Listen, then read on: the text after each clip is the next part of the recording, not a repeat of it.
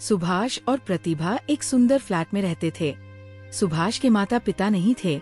उसकी एक छोटी बहन शिवानी थी, जिसकी शादी हो चुकी थी। सुभाष एक बड़ी कंपनी में काम करता था और हर महीने अपनी पूरी सैलरी प्रतिभा के हाथ में रख देता था। प्रतिभा समझदार थी, लेकिन उतनी ही स्वार्थी भी। घर चलाने के बाद जो पैसे बचते, उससे वह महंगे कपड़े, गहने और साज सज्जा की चीजें खरीदती। हर हफ्ते शॉपिंग, हर महीने सैलून, और अब तो हाल ही में उन्होंने एक चमचमाती नई गाड़ी भी ले ली थी। उस दिन दोपहर की झपकी में डूबी प्रतिभा अचानक दरवाजे की घंटी से चौंकी। अरे, इस समय कौन आ गया? चैन से सोने भी नहीं देते, कहती हुई वह दरवाजे की ओर बढ़ी। दरवाजा खोलते ही सामने खड़ी थी सुभाष की बहन शिवानी, अपने 7 साल के बेटे अथर्व के साथ। चेहरे पर थकान, माथे पर पसीना और आंखों में कुछ छुपा दर्द। एक दिन प्रतिभा घर पर ही थी। अरे दीदी, आप अचानक कैसे आ गई? भाभी, बस यूं ही मन किया भैया से मिलने का।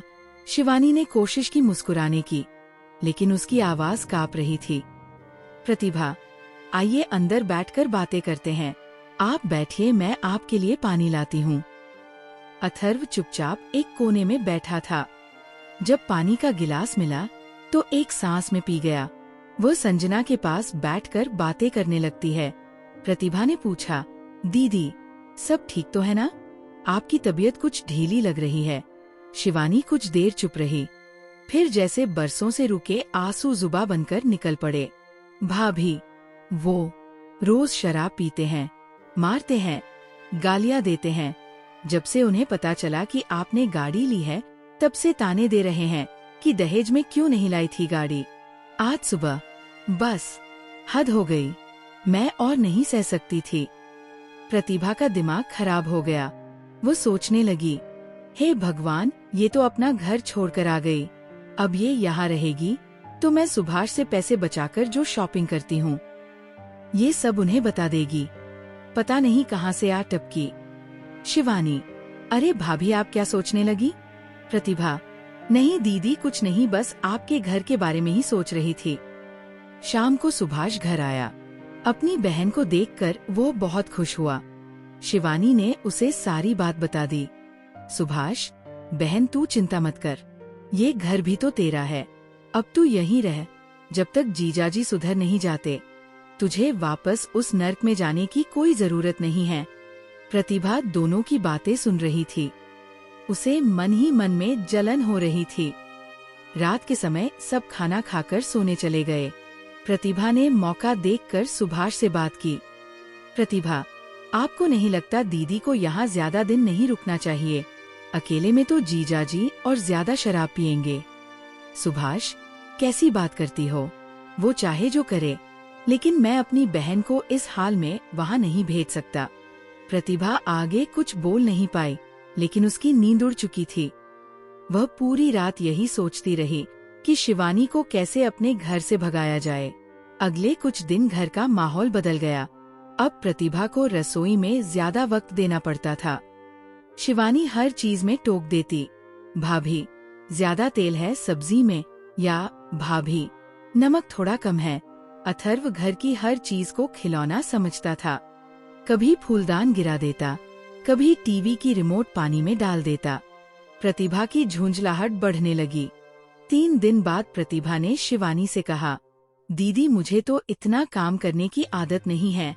आपको यहाँ रहना है तो मेरे काम में हाथ बटाना पड़ेगा। सुबह का खाना मैं बना लूंगी, शाम का खाना और बर्तन आप कर लेना। शिवानी मुस्कुरा दी, ठीक है भाभी, मैं कर लूंगी। प्रतिभा, हे भगवान, मैं तो सोच रही थी इसे बुरा लग जाएगा, लेकिन मुफ्त का खाना खाने के लिए ये तो काम भी करने को तैयार हो गई। प्रतिभा, दीदी ये बात अपने भैया को मत बताना, नहीं तो वे गुस्सा हो जाएंगे। शिवानी घर का काम करने लगी। धीरे धीरे प्रतिभा ने सारा काम शिवानी पर डाल दिया और खुद कोई न कोई बहाना बनाकर पलंग पर लेटी रहती थी। कभी सिरदर्द का बहाना, कभी थकान का, लेकिन मन अब भी शांत नहीं था। वह शिवानी को घर से निकालना चाहती थी। एक दिन प्रतिभा ने शिवानी को साफ साफ कह दिया, दीदी आप कब तक हमारे ऊपर बोझ बनकर रहेंगी? आपको पता है इनकी कमाई इतनी कम हो गई है, इन्हें कभी भी नौकरी से निकाला जा सकता है, ऊपर से गाड़ी की EMI। ऐसे में हम आपका बोझ कब तक उठाएंगे? शिवानी, भाभी मेरे से तो भैया ने कभी कुछ नहीं कहा। प्रतिभा, वो आपसे कैसे कहते कि आप चली जाओ? ये तो आपको सोचना चाहिए कि अपना ससुराल छोड़कर आप पीहर में पड़ी हो। उस रात शिवानी कुछ नहीं बोली। अगले दिन वो अथर्व को सीने से लगाया और सुभाष के जाने के बाद घर से निकल गई। उसे एक वृद्धा आश्रम में नौकरी मिल जाती है। वहाँ उसे बुजुर्गों की सेवा का काम मिल जाता है।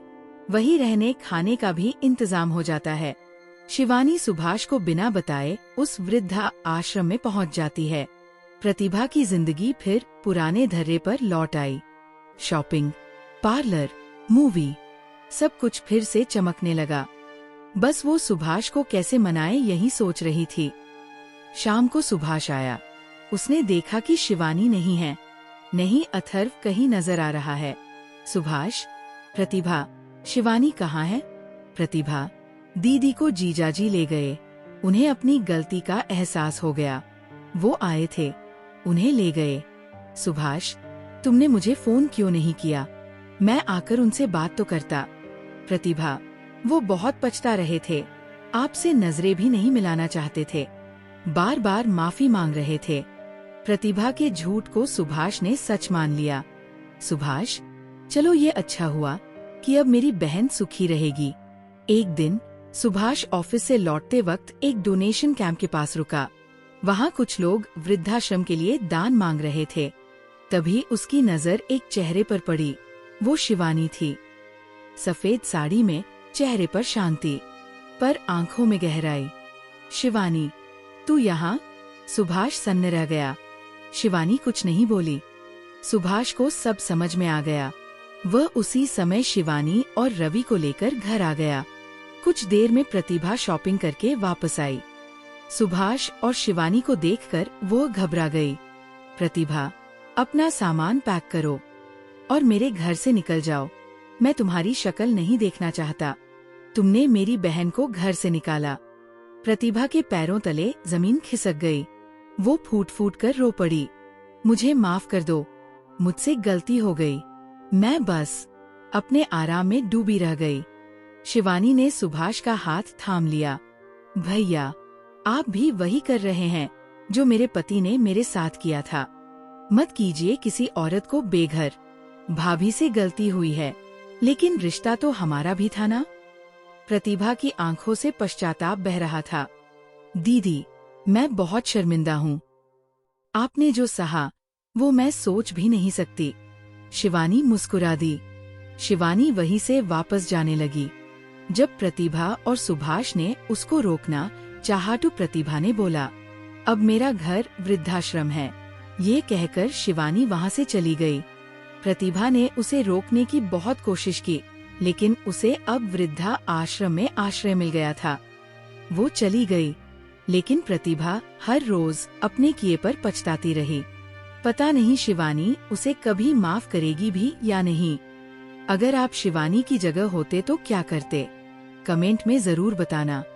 उम्मीद करती हूँ कहानी पसंद आई होगी। वीडियो को लाइक करे, शेयर करे और आराधना टून्स को सब्सक्राइब करना ना भूलें। अगली कहानी में फिर मिलेंगे, एक नई कहानी, नई सीख और नए जज्बात के साथ। नमस्कार।